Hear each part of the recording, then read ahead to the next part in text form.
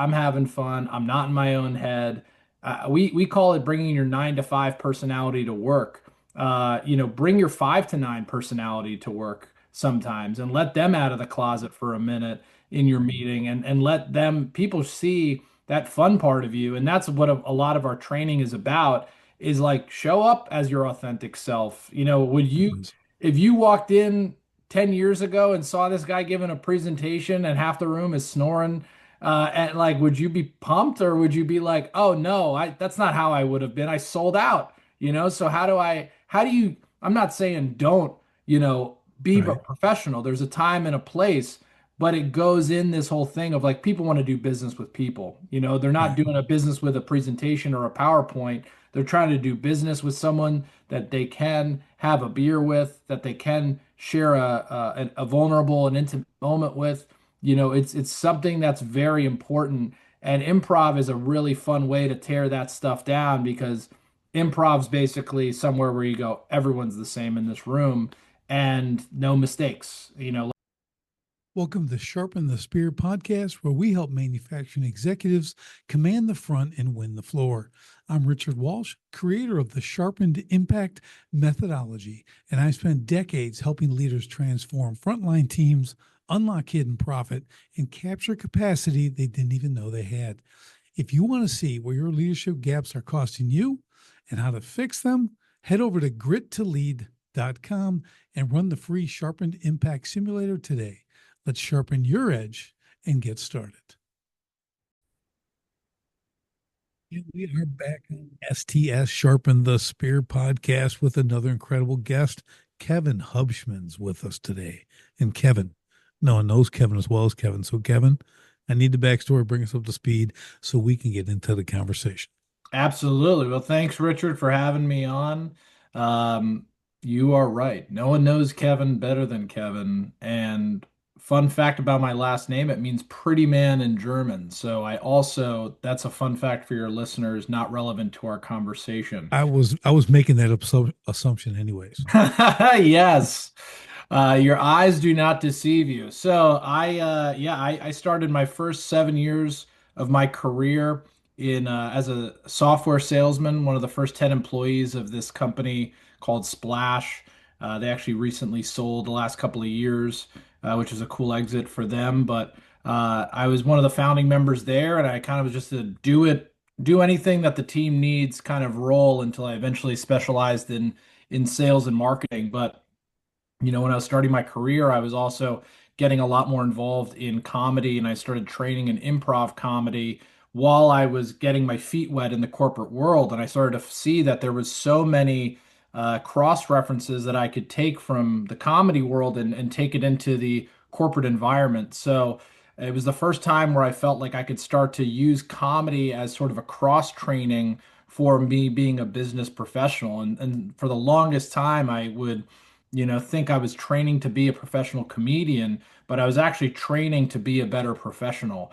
And that's when I started to, after improv, I started to get into doing stand-up comedy and, really learning how I can apply a lot of the storytelling mechanisms or economy of words or, just really feeling out the room. So, improv and stand-up have been really pivotal experiences for me, and they have allowed me to kind of create this cool foundation that I can launch from, whether that's collaborating with others or taking chances on my own. It's been a really cool experience. Well, that's really interesting, and I can see the crossovers on that. I think of one guy who was in improv and all that stuff, started the business. He had a pretty good exit either. Also, I mean, hey, Dollar Shave Club, familiar Oh with it? yeah, A that billion, a legend, billion dollar exit in 4 years. legend. I That's mean, I remember when that commercial came out, it was the like, video. yeah, Yeah, like dude, that's when I started. it That was changed the the world. Yeah, I'm telling you, man, that video was brilliant. I still get the blades, even Yeah, I though mean, Lever owns them and everything else, man. yeah, I It's think not funny, they bro. got acquired by Lever. yeah, Unilever. Yeah, That's right. yeah. But So no, that was one of the first times because I think he went to the same college that I went to, so he was sort of a a legend in the business world of using comedy and business in one. And I remember getting introduced to that video, I think when I was in college, and just feeling like nothing's the same now after this. This guy kind of broke the mold Yeah. of what can be done with humor. And, it's not like anything in that I bet was improvised, but improv gives you the ability to create so many different ideas and bounce off of each other. And I'm sure there was a ton of takes that happened. And, improv really is just a training ground for creative ideas. You know what's wild about that video?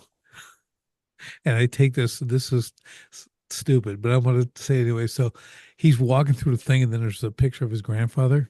Yeah, He goes, yeah. hey, pop, pop, just like that, right? And he just keeps going and stuff. So I have a granddaughter now, it's like 2. And then I didn't know this, but you get to decide what your Oh, grandchildren are going to yeah. call you. Guess what they call me? Pop, pop. Yeah, man. There Just it because is. of that, I'm telling you. Full I'm like, I circle. love that. So yeah, it's so cool. So, anyways, back to you, my man. Yeah, I mean that's really the gist of it. And so I left the company after 7 years because I started throwing comedy shows in my office, and it really just got to a point where I think we both looked at each other, me and my manager, and we were like, I think it's time. I think you should probably go and take this venture and continue on with it. And that's what I did right up until the pandemic, which was 2 weeks later. And so that was a really fun experience, but it was Yeah, cool because it launched me into virtual comedy, which was, a huge staple of the pandemic. And it allowed me to launch our corporate business of Laughed Out Events, which before that we were just throwing comedy shows in my office and just, doing what I call after work comedy. And then the pandemic, forced my hand into saying, all right, let's start bringing comedy into the workplace. I love it. So let's dive into that a little bit. Tell me about the business itself. Like this Yeah, is interesting so to me. yeah, so we started with virtual comedy, and it was the pandemic, so a lot of stand-up comedians, all stand-up comedians really, they weren't allowed to perform in clubs, so you saw a lot of them performing in drive-throughs or dreaded virtual comedy, and people really hated doing virtual comedy, and I sort of made it my mission to be like, we can make this good, we can really make this experience solid. And so I set off on working with some of the most talented comedians in the country because they couldn't work in these clubs. So they gave me the opportunity to bring them on into these corporate environments. Some of them who didn't have clean acts had to go extra clean for the corporate world. So it was a challenge for them as well. But it was just a really cool experience of, collaborating. I would host these shows, and a lot of these stand-up comedians who otherwise would be selling at theaters were performing for, room full of 100 people on Zoom. And then we kept tweaking the experience so that it was, maybe a little bit more visual, or maybe let's add in some improvised musicality to it, or let's customize the set with different information from a pre-event survey. So I just kept iterating on it until eventually we had like the most amazing virtual experience ever. And then again, just as my luck would have it, the pandemic clears up and everyone's back in person once I figured it out. So again, another move happened where I had to pivot, and that's a really cool experience that or muscle you build with improv is, you have to be able to pivot. You don't make mistakes. You just kind of make the next foray into the next scene or the next experience that you're in. So then we said, all right, how do we bring our experience in person? And we already had done the in-person stand-up comedy, but I wanted to introduce people to the experience that I had when I started my career of using improv to level yourself up professionally. So we started rolling out what we call laughing and development workshops across New York City, and then eventually, went out to Chicago and LA, Texas, North Carolina, parts of Texas like Austin, Dallas, San Francisco, Washington State, DC, Virginia. I mean, it was really cool to start to collaborate with so many amazing improvisers who had, decades of experience, and we were able to collaborate together and create really cool curriculums that allowed salespeople to level up, leaders to level up, just a team who wanted to get to know each other because they'd been virtual for so long, get them to make a genuine connection without going like axe throwing or something. Right. So that was really what we did. And suddenly we had three prongs of our business now, right? Virtual comedy, which we still do every day. It's still humming. In person, booking stand-up comedians and other comedic talent and hosts and keynotes and all that good stuff. And then laughing and development, which are our training, workshops and team building exercises. Oh, that's great. Yeah, I was going to ask if you continue with the virtual, but you answered that. So that's good because there's always, I mean, everyone's sitting there staring at their phones anyways. Might as well watch something funny, you know? So I would Sure. imagine that that market would persist. I really like that you, again, that three-prong thing, like really trying to capitalize, or this is not a negative, but fully exploit, the capabilities that you can have with humor. You know what I mean? Like, and the training aspect's really cool. Like, so I want to talk about that a little bit now. Talk about the whole that.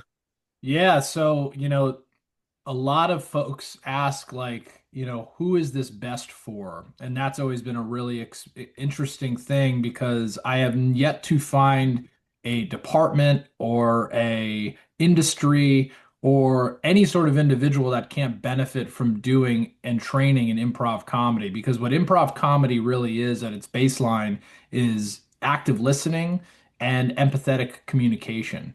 And once you have established that you're listening to somebody and you're validating a lot of the things that they're saying and you're not negating it with any sort of negative words, but only like positive add-ons, then the ability to collaborate, but also the ability for you to come up with multiple ideas and actually really stretch your creativity, it really becomes boundless. So that's really what's so cool is we work with teams and they could be a OBGYN department at a major healthcare network. They could be a sales team that's doing their annual sales kickoff.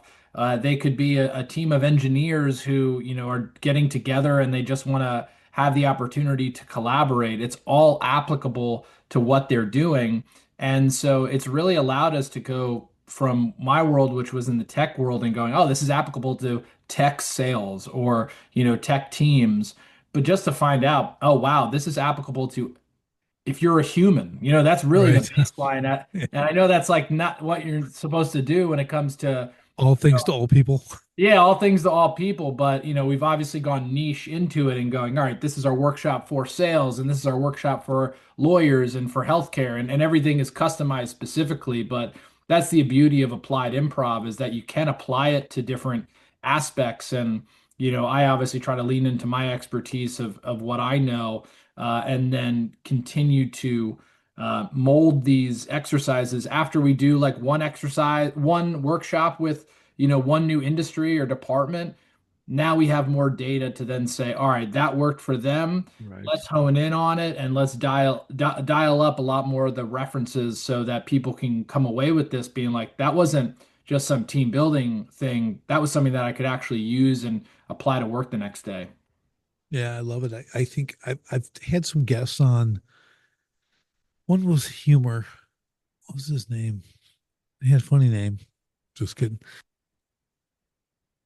But he really was able to similar, right? But he was really one-on-one in sales, stuff like that, really addressing the humor aspect, which I loved, because and it wasn't just telling jokes. I think a lot of people think that's what It it is, and rarely that is, right, exactly. That's not super effective. Okay. It's all about listening. It's like I think Yeah. that's something I go around too because at the end of the day, like if you were to put me in a box and a niche, I used to say I used to sell SaaS, now I sell laughter as a service. And that's so people go, okay, you used humor in your sales skills, Mm. like tell us a joke. And that's not one, you never Right. ask a stand-up comedian to tell me a joke. It never goes well. But two, there's a huge difference between using comedy skills and telling jokes. And using comedy skills is what I said before. It's like really making that connection with somebody by listening to what they're doing, not interrupting what they're saying, and really taking what they're trying to emote to you, feel it, add on to it, validate them, and let them know that this is now, going to be a game of tennis we're playing back and forth And sometimes I'm going to set you up and you're going to spike it. And sometimes I'm going to do the same for you. And that's really what's going to be cool. And laughter just comes as a result of playing that game with one another. And that's how I believe is you're creating a bridge of trust. And then that lets laughter come into the room and is the most effective way to use humor. Yeah, I want to say I haven't mastered the humor part, but sarcasm is my special gift. Yeah. Okay. And it's funny because I can drop that right when because I forget nothing. And then I'll find them and I can bring it around. I really like that. And my youngest daughter's got that too. She's doesn't talk a lot, but man, when it comes out, it's just, she's Well, awesome. that's the funny thing. Like the thing that I took away from what you just said is like if I can call back something, if I can remember something and bring it back, a lot of humor is just recognizing intelligence, right? And that's when you go to a stand-up comedy show and somebody points something out that the audience already noticed, or you hear crowd work of something obvious, the most benign things get the largest amount of laughter because you're basically telling the audience like, hey, I'm recognizing that you're smart enough to remember the thing the guy said before me, or you're smart enough to notice that that light looks really weird, or that this room looks like a Right. dungeon and we're performing in it. So there's like the ability for you to point things out. That is, people laughing is really them going, I'm as smart as you. That's kind of what their brain is going and be like, we're on the same page. And again, it goes back to that connection that you're making when you do stuff like that. I think one of the, along those lines, and you can correct me here if I'm a little off on this, but I think from the intelligence standpoint, I don't know if there's anyone better than George Carlin was. Oh yeah, ex I legend. mean, right. I mean, yeah, but are we talking? I know that's not like everyone, but I mean, he had that ability to take whether it's everyday things or whatever the theme was, the way he could articulate it, the absurdity. He could bring out the absurdity of real things. I Yeah, I think mean, that's part of what it was. Carlin had so many. There's a great documentary on HBO with Carlin, and he had so many different waves of his career, Yeah. and he kind of tackled every new issue that came about, and he kind of let what was happening in the moment of history, really dictate how his sets were going to be. So he was all about kind of connecting with people and making that connection to what was relevant at the time. My favorite Carlin tidbit is that yeah, are you familiar with Lenny Bruce? Yes. So Lenny Bruce was notorious for getting arrested all the time for saying things you shouldn't say at that time. And one night he gets arrested and and then they throw in a 17-year-old into the paddy wagon. And who is it but George Carlin, who was watching a set that night, Right. who then later would be in similar hot water as Lenny Bruce, but that's as far back as he went too. Yeah, he did that whole thing on the censored words, which you can't say. Oh yeah. That was a great one. I mean, you're right. He just continued to evolve. And I think it wasn't even a matter of relevancy. He was just paying attention. Hmm. He kind of understood like where that was in the timing and stuff. Because I think improv there's a lot of timing involved. And Hmm. and believe it, I'm no comedian, so tell me if I'm wrong. Totally okay, but it seems to me that that kind of stuff has and I guess it may be all comedy except maybe straight joke telling, but like timing is where it's at. I think it's presence. Timing and Okay. presence kind of can be in the same boat. Obviously, timing is everything. You hear that all the time when people are talking about comedy, and he has perfect timing, but that can be in reference to a rhythm. A lot of stand-up and a lot of comedians, they're telling jokes like every 15 minutes, or every 15 seconds or so, or even shorter. Like there's sort of a cadence and a rhythm that it almost certain people feel like jazz, and the timing they're talking about can kind of be like on a certain type of beat. And that's, one type of timing. And then the other type of timing is what, you're probably alluding to, which is like, how present am I to know that this needs to take another beat, or like, I'm going to execute the joke this many seconds after, or this many milliseconds rather, after, my setup. or, I'm going to add another tag in here where it's relevant. So, a lot of that timing has to do with being super present on going, am I going to go with the stuff that I always do? And because stand-up comedy is an act, and that's what a lot of people don't realize. When someone like George Carlin is going out there, or anybody who's a stand-up, 9 times out of 10, they're doing like their same jokes, their same Right. and it's the ones I think that are able to stay present and go, okay, I'm going to be very dialed in of like if I should tweak this, knowing what the audience just laughed at a joke before, or do I power through my set in spite of them? And this might stink the whole way through, which is very relevant to the business world, right? If you're giving a pitch and you go, Yes. man, they hate this thing, and we're only in slide two. Yeah. Do you go and you power through, or do you put the slides away and you say, hey, let's make a personal connection here because that stuff that I had planned out, it's not for this crowd. I got to make sure and I got to pivot. Maybe I ask you a couple of questions, right? And maybe I stop talking and I start listening. And that can really change the whole mood of the room because what would you rather have people that are tuned out, a quarter listening to what you're saying, or fully listening and now everyone's vulnerable and on the same page and they respect that? Yeah, that's you see that with some, again, back to some guys on stage too. They are tuned into their audience, and they're you can see them pivot to someone who's in the audience. They'll see something, a couple, some, and they can pull that out, and then that's impromptu. That's like, and they can go with that. There's some other guys who are really good at that. Some guys bring the crowd in close for that specific reason, Yeah, for sure. just because it's material. Exactly. I mean, and what's not to be forgotten too is that like that's one part of your game, right? If you were to Right. go the whole time and say that's what I'm going to do for stand Right. up or comedy or business, whatever it might be, I'm either going to go fully off script. You got to have some stuff that is on script. You got to have some either key jokes if we're talking comedy or key data points or case Yep. studies or whatever it might be. Like having canned material is critical because you have to know some stuff that works so that you can take risks and take chances.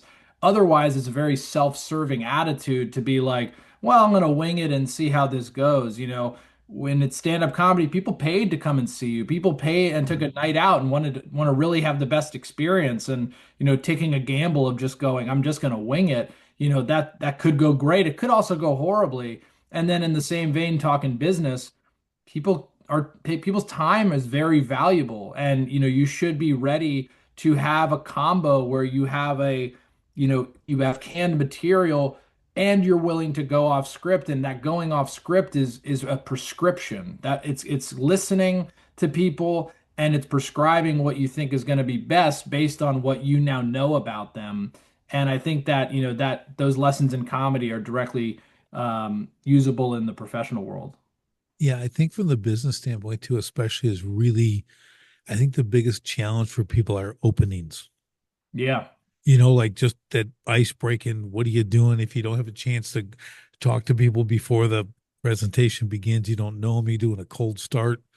You know what I mean? That it can be brutal. Hmm. Okay, for a lot of people, they already don't want to present in front of people, and now they got that, and it's just this fidgeting, fumbling. I mean, we see it a lot, but I'm pretty comfortable now because I've spoken for a long time on a lot of stage and whatever, and podcasting and whatever it is. But so I usually have a way to go in, but man, and during it's the same thing. I've had to pivot and I'll do full day seminars. Okay, you're doing a full day seminar with a bunch of contractors.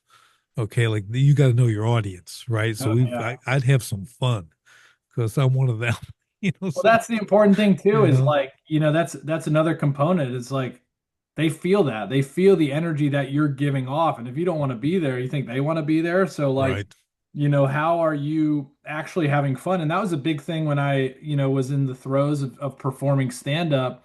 I would get so hung up on like, man, I hope I say this joke right. And then after this joke, it's this joke. And then, I got to make sure that I got this tag after that punchline and, but make sure that I do the setup before. And I would just have this dialogue going up in my brain and I'd get up there and I'd be like stone face And then you realize like you don't look like you're having fun. How are Right. you expecting these people Right. to like laugh and enjoy themselves and connect with your material? So it actually pays to go up there and be like, I'm gonna have the best time of my life no Yeah. matter what. I'm gonna make sure that this is a great time. And if things don't go well, whatever, and that's kind of it's a hard jump to make, and it only comes with reps. Because I think only people, that really believe if it doesn't go bad, what's the worst that could happen? Nothing. The only people Right. that have that attitude are people that have failed and have bombed and know that you come out on the other side of it completely unscathed. And the people that are scared to take those risks are ones that never took it in the first place. Right. Yeah, I think, I to that I'll get going on the story and I'll start laughing so hard because Oh yeah. it's been 20 years and it's still hilarious. I just did it like a half hour ago telling this story from like 40 years ago and I'm like I'm dying telling them and they get laughing, right? And everyone's just they're not even laughing at what happened. They're laughing because Yeah. I'm laughing so hard. I do it with my kids a lot too. They're just like, Dad, you're odd. And I'm like, we Yeah. weren't there, but everyone's laughing. It's hilarious. So I love it. it's infectious. I mean that's kind of the thing. You gotta pull them. And then I don't do like, these wild stories, but when you've lived a while and you've done some stuff, you got stories. Oh yeah. And they're funny. I love sharing them and you get going. They're just again the great icebreakers. When you start something like that, I'll tell them about, the first time I got in the ring and stuff like that, and the mouthpiece out of the ring and the can't chew for three to my nose, one jab, just to the whole thing. And Yeah, then yeah. I'll see you tomorrow. I'll be back. So people love that stuff. You just get going. And that was a long time ago. And I still laugh about it. And it's just, we just use the stuff in life in our business. You have to bring that stuff because I don't care what anyone says. I always tell people they've heard this a lot. They've been listening for a long time to my show, but the automation technology pendulum has swung a little too far to one side, Hmm. and people are missing relationship.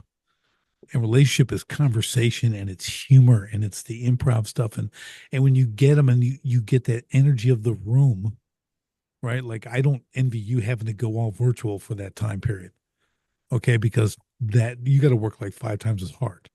Yeah. Okay, because You the got to just room, dial up. You got to dial things up a little bit more, right? It's kind of like, when you're what do they say when you lose one of your senses, the other one has to kind of right? heighten and take Yeah, over. I think that, virtual, that's the thing. A lot of people are like, man, I don't envy virtual. It's like, man, some of these virtuals, the way that we've set them up, they're awesome. They're better than any other in-person stuff that you could do. But, again, it goes back to like, okay, we're not playing with the same rules that we were in person. So how do you adjust? And how do you make right, those changes? And like, right. but to your point, like automation, technology, AI, all those buzzwords, I use them every day. I love them. They make you way more productive. When it comes to actually like making deals with people, no one's checking out on, the way that we're doing business, like on a Shopify page, right? They Right. want to make a connection with someone. They want to work with someone. They want someone to also be in the trenches with them and sort of like sharing responsibility. And you got to create trust. And I think that my biggest fear for the generation coming up is that they haven't learned the skills to like create that trust. And that's really what our goal is as an organization is like, how do we help people in this world that's so digitized and online? How do we help them develop these soft skills and almost remarket soft skills as like these skills, the critical skills, the Right. listening and the timing and the connections and the trust building because you know it better than anyone. If you're able to create that as a foundation, the sky is the limit for Yeah. the business you can do and the connections and relationships you can build. Yeah. It matters. It matters. I mean, I've got a guy, so I'm online, LinkedIn, all the stuff, so I'm chatting with a guy, private equity and all this, whatever it is, all the stuff. And he's like, hey, I just moved from Beloit. I lived there. I just left in 2024 or whatever. I'm whatever, 45 minutes away. Oh, that's great. He goes, well, you want to meet in person? always want to meet in person. Okay. Yeah, he goes, I'll meet you at Blue Collar Coffee tomorrow, which is like 100 yards from my office. Yeah. I'm like, I'm there. I'll see you in the morning. I mean, that just doesn't happen very often, Oh yeah, we need right? more of that. Yeah, I'm bringing the co-owner. We're both coming. I'm like, Yeah. okay, this is great, man. Let's go. And I I love mean, my that. hope is that we'll have more. I mean, I don't think it's going this way. I think people are going to be like, great, now AI can allow me to have 10 meetings instead of five. But like, who knows? Maybe this will allow us to have a lot more in-person connections because, we will have time to make that connection and start prioritizing some in-person engagements and activities now that we've, maybe shrunk our work week, a few more hours and allows us to give ourselves more time to make human connection. Yeah, I think I haven't seen technology ever do that.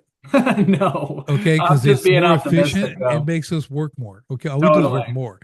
But I think if you use that tool properly, you just like in sales, you warm the lead. So you use it to warm them up. Now you want to get that in the room deal. That's where you're shaking hands and closing deals and writing, signing ink and the good things happen, right? So we Yeah, get paid.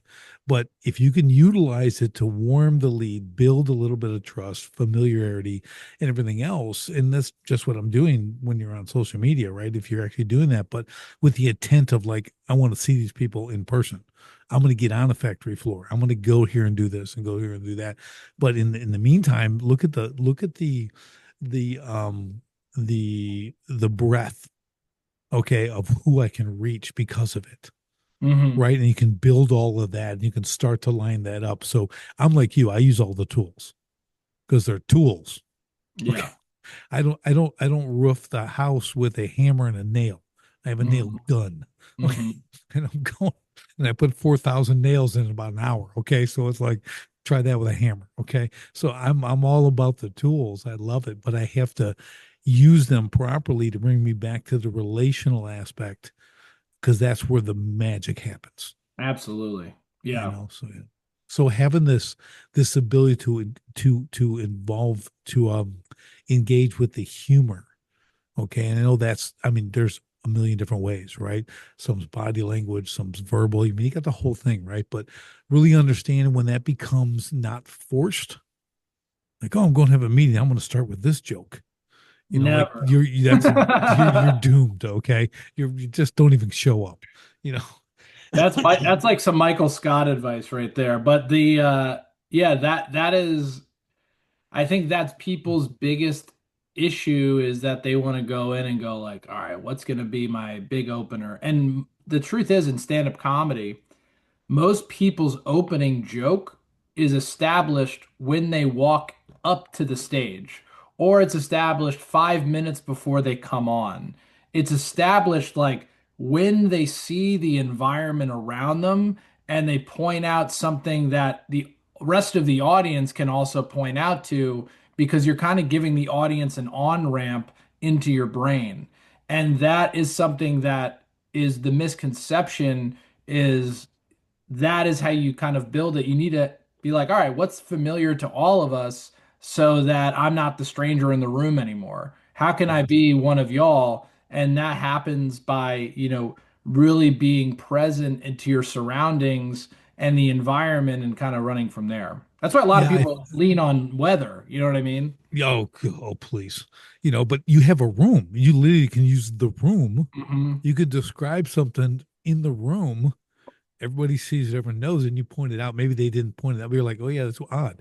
Or if you're in, you have the luxury of being in a large theater or something, I mean, you can point stuff out, goofy stuff. Hmm. Like look, that used to be in vogue. It's the Yeah, or most be like, hideous thing I've hey, ever seen.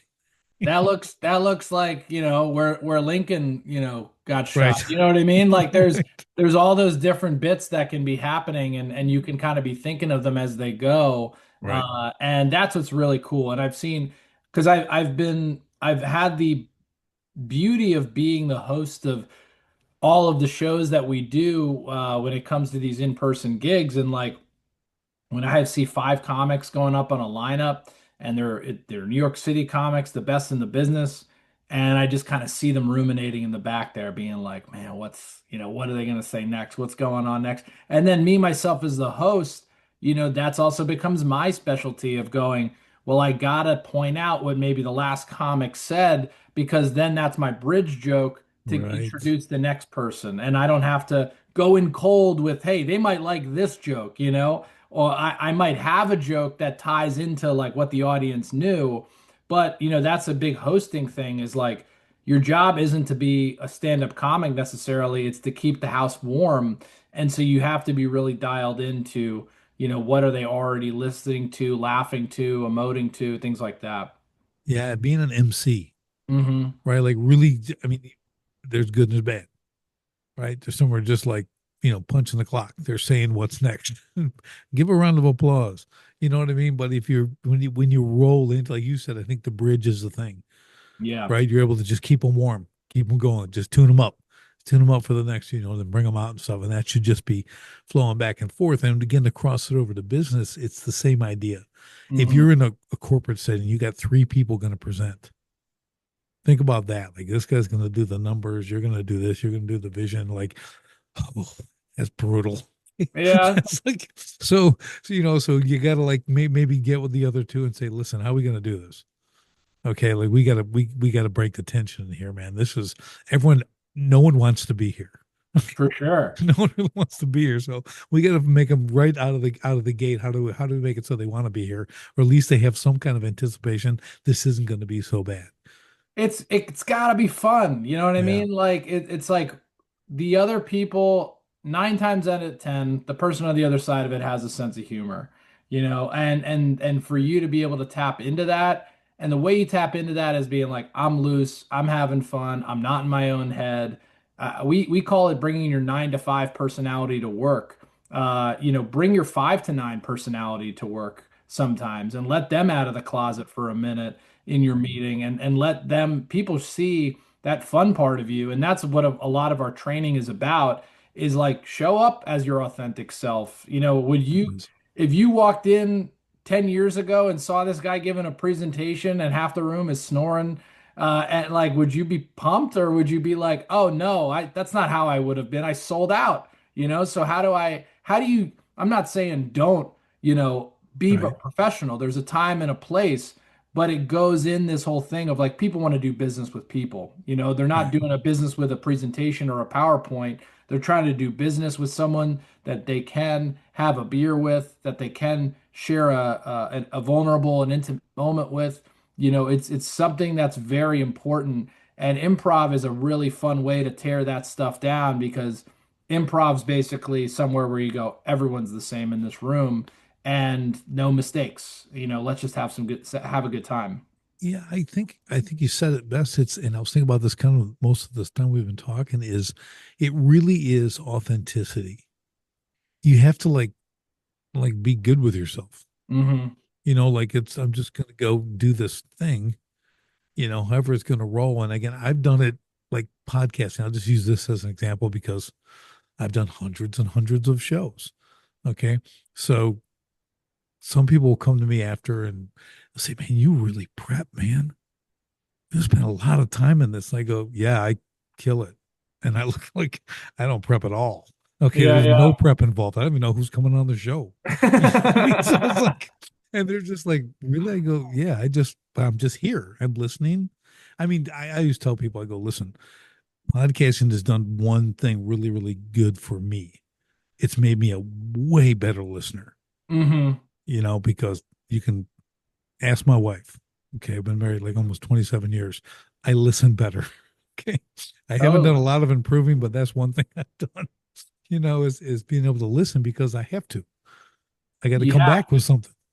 Yeah, and I think that is the number one comedy skill that's out there is active listening. And I always say one of the things we say all the time is like F your good idea, and that's something to teach someone when they want to interrupt somebody because when you start to be like, man, I want to interrupt you and I want to say my thing because I think it's going to be really relevant, which I'm sure I've done once or twice on this call, but like the that's when you have to say to your brain, like, F your good idea, and let this person cook for a second. And maybe you can add something to the pot yourself, not try to take over the whole flavor with your own different, unique idea.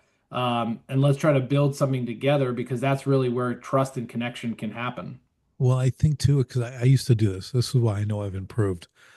Someone would be saying something, whatever it was, and all I'm thinking about is my response. Hmm. I'm gonna bite their head off. Watch this. Okay, like I'm gonna take them out. Okay, so I don't do that anymore. I'm like you. Being and to your point here with the improv, if you listen, active listening properly, they're giving you ammo. Yeah, They're everything. loading you up, man. You're like, that's what I mean. That's why I don't prep. You guys bring it. Okay. I just listen And that and that's respond. also it's like why have a joke to start? Ask a question to start. I mean, Right. asking questions and being hyper curious and being a great listener, it's getting the answers to the test and you're getting them voluntarily and someone's given them up to you.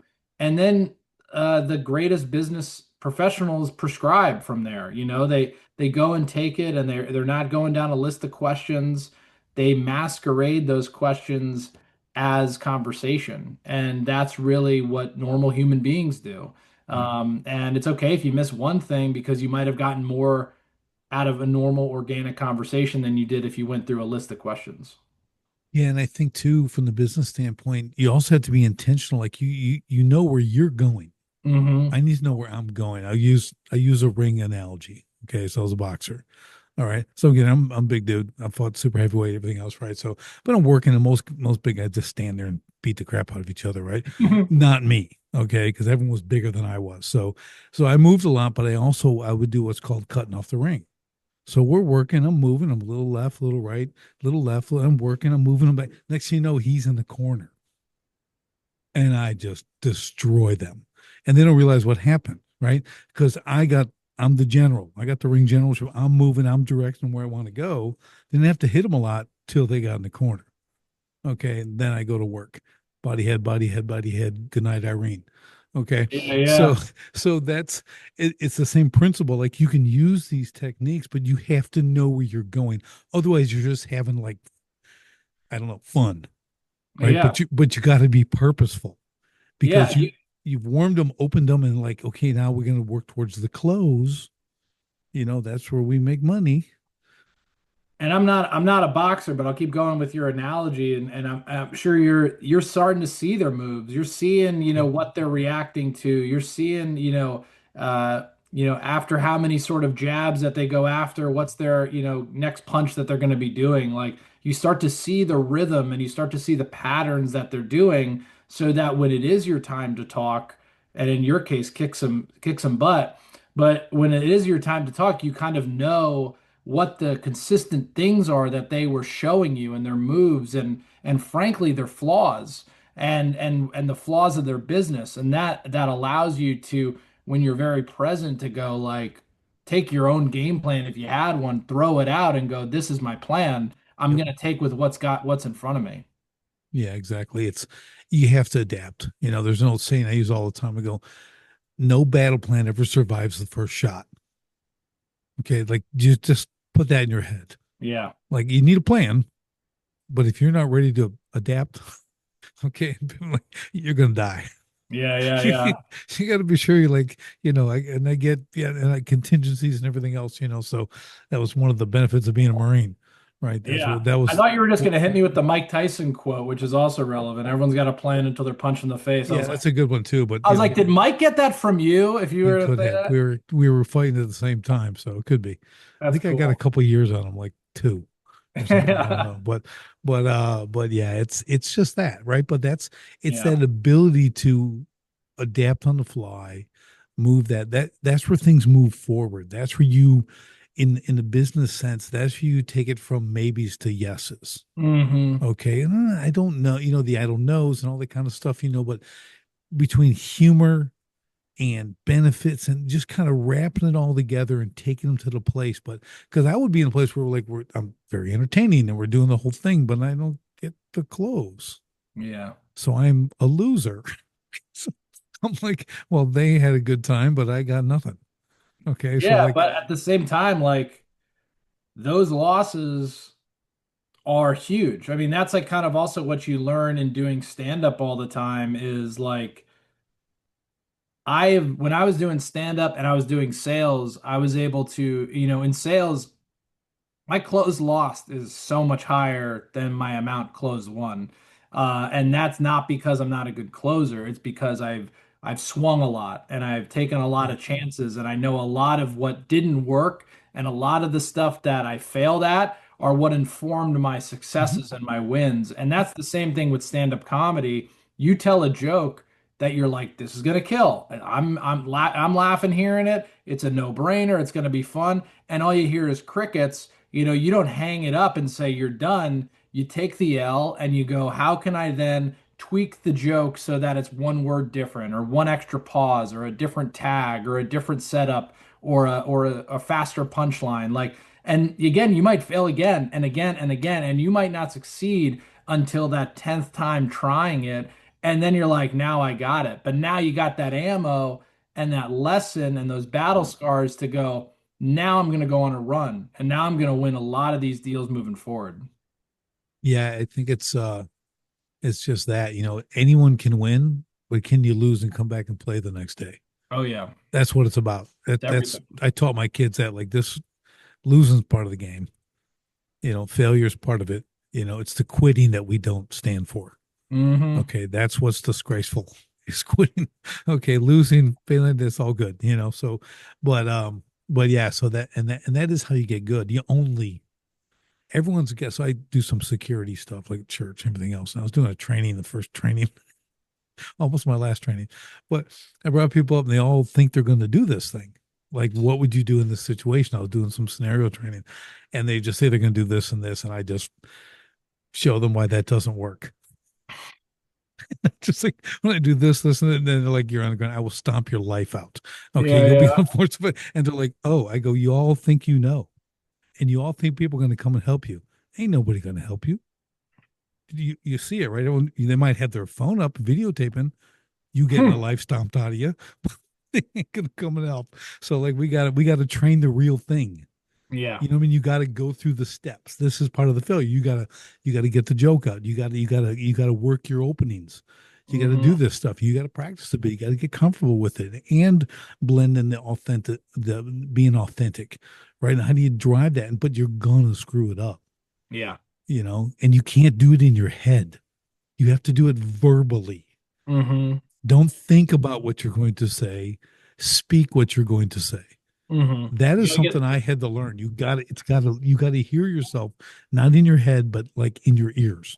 Yeah. And then the more you get it out, the more you speak it, then it becomes easier to write the joke, do the Right. pitch, make the moves. Like when you've done what I've noticed personally is like, yeah, at first I tried hundreds and hundreds of jokes, and I would just do them and they would stink. And I would be like, I would never chalk myself up as a failure because that 101st joke got so much easier to write when I knew I didn't know it worked.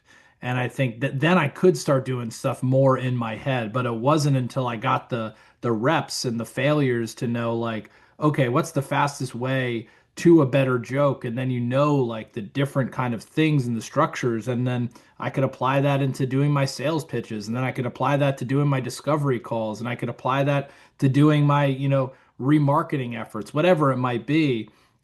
Things get easier the more Right. times you can make yourself vulnerable. But like you said, you can't be afraid to do it. You can't do it in your head to start. You gotta just do it where there's instant gratification or instant feedback. Either way, you gotta learn something right from the jump. Yeah, I think videotaping yourself, recording yourself. People say, oh, I hate my voice. I would go, well, start liking it. Yeah, yeah. Listen to it more. You'll like it. I love mine. Okay. So Yeah. it comes in handy every day. Okay. I really like it. I use it to my advantage every single day. And but people they've all it's wild what's in people's heads. Oh yeah. Stuff like, and now you're telling them to go out and be funny. Okay. Hmm. You're like "Woo." I'm like, well, that's the easy part of me. I grew up a clown, so it was all right. Yeah, yeah, yeah. Like I got punished a lot for my clownness. But yeah, it was Sure. it was something. So Kevin, I love the whole humor into business, improv into explanation. You know what I mean? I just love this whole premise. And I think it's so good for people to like look at this and go, this could be a really great way to elevate my career, my Mm-hmm. positioning.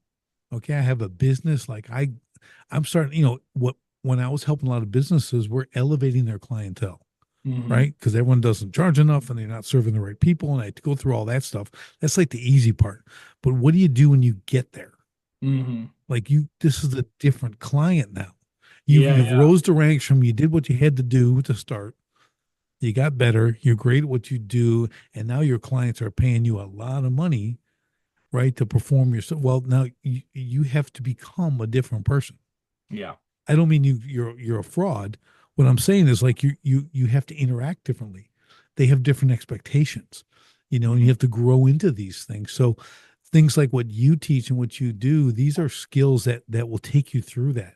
Mm-hmm. Because again, it's translating what you're doing, right? Is being able to bring that across. So I think it's a really powerful tactic to put in people's tool belt.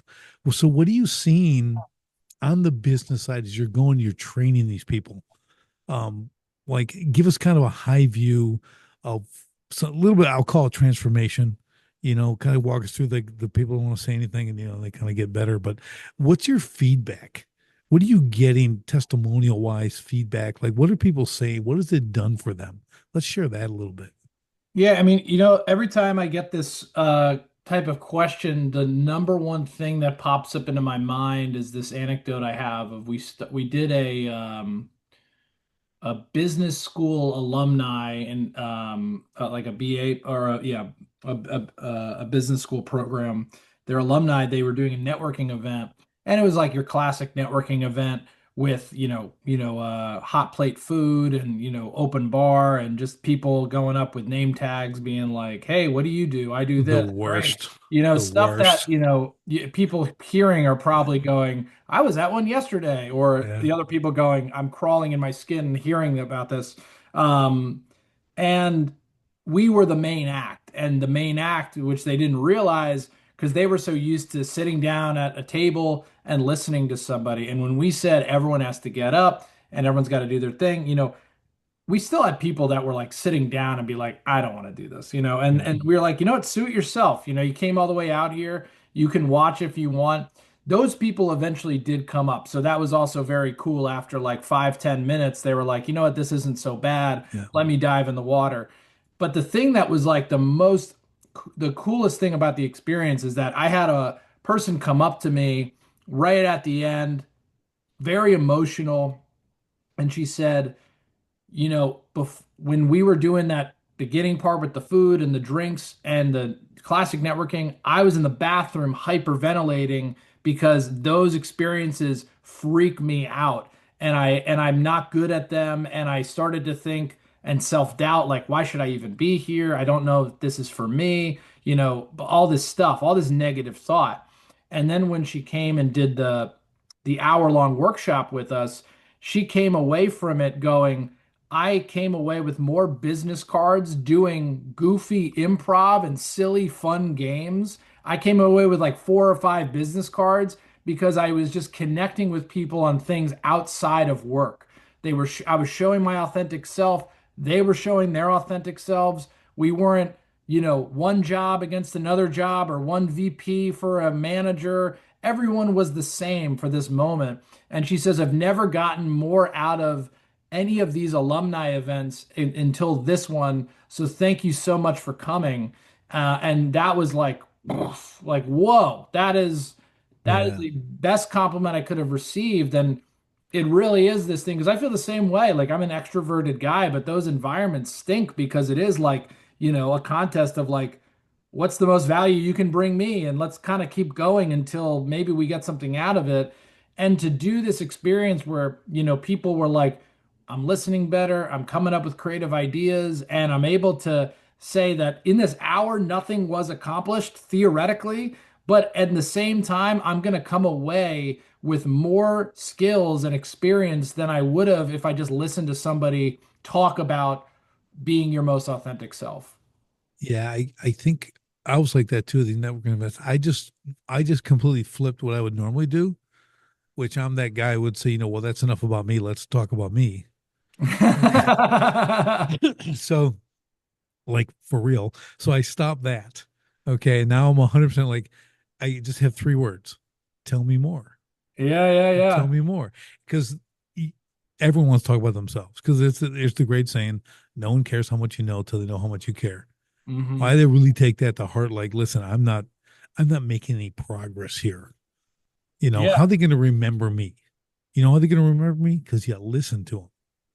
I don't And have to tell a joke. I have to do anything. What's that? you have 3 words. Sorry to interrupt you. I'm breaking my own rules. You have 3 words. I'm going to leave you with 2 words, which is the most two important words in improv, and that's yes and.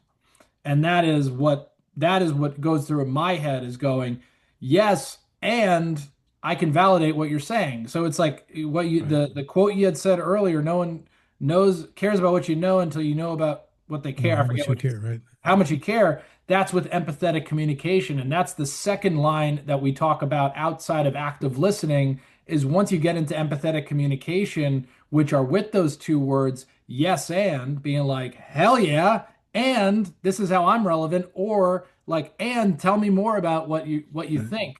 And it's everything. It's everything in making a human connection. And if your listeners come out with anything, tell me more. And yes, and that's being curious and then being a good partner in conversation. Well, what you're going to find when you do that, tell me more, or don't care how much you know till you know how much you care. They're going to turn it back to you, Mm-hmm.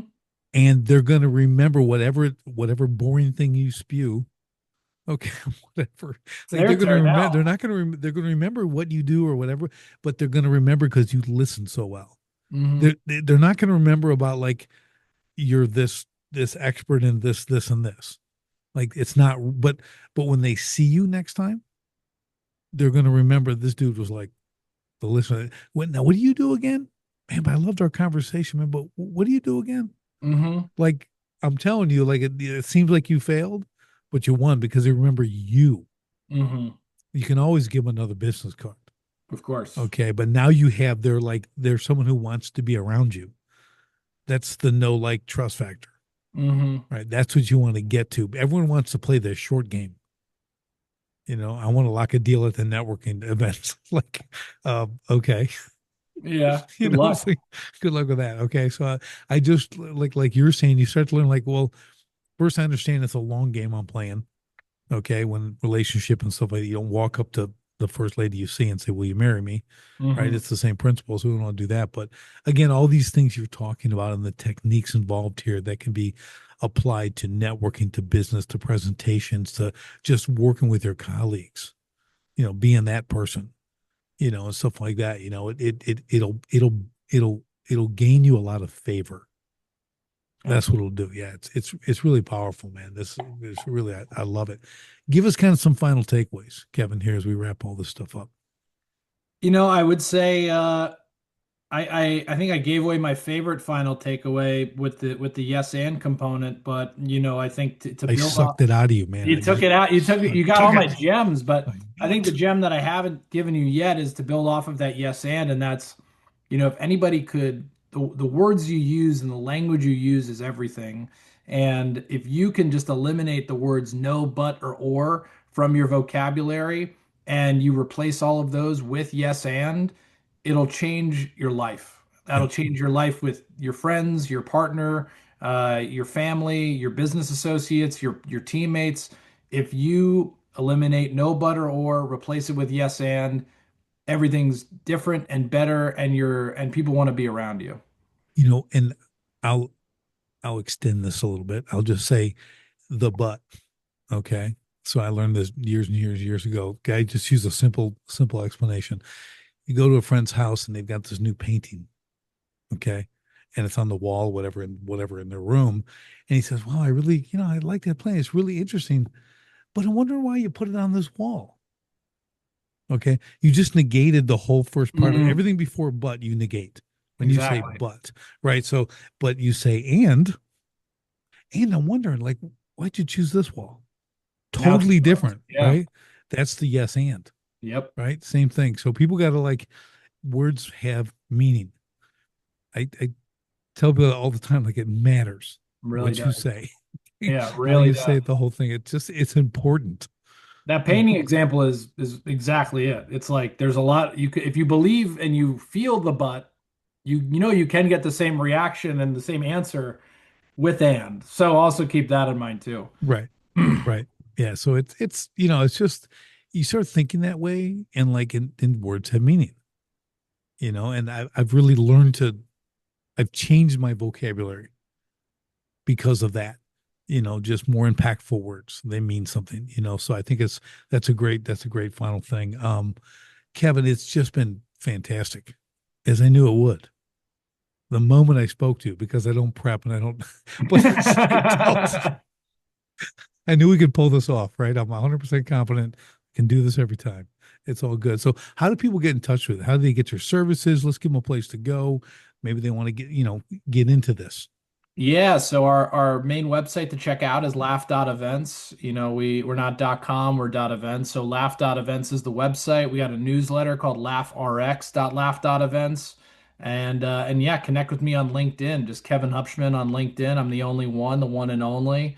Uh and Pretty yeah. boy, And yeah, handsome, pretty, cute. there it What, is. what what's the official translation? Pretty man. Pretty man. That's it. That's it. See, I already screwed it up. Well, it's been an hour. I forget things. I've moved on.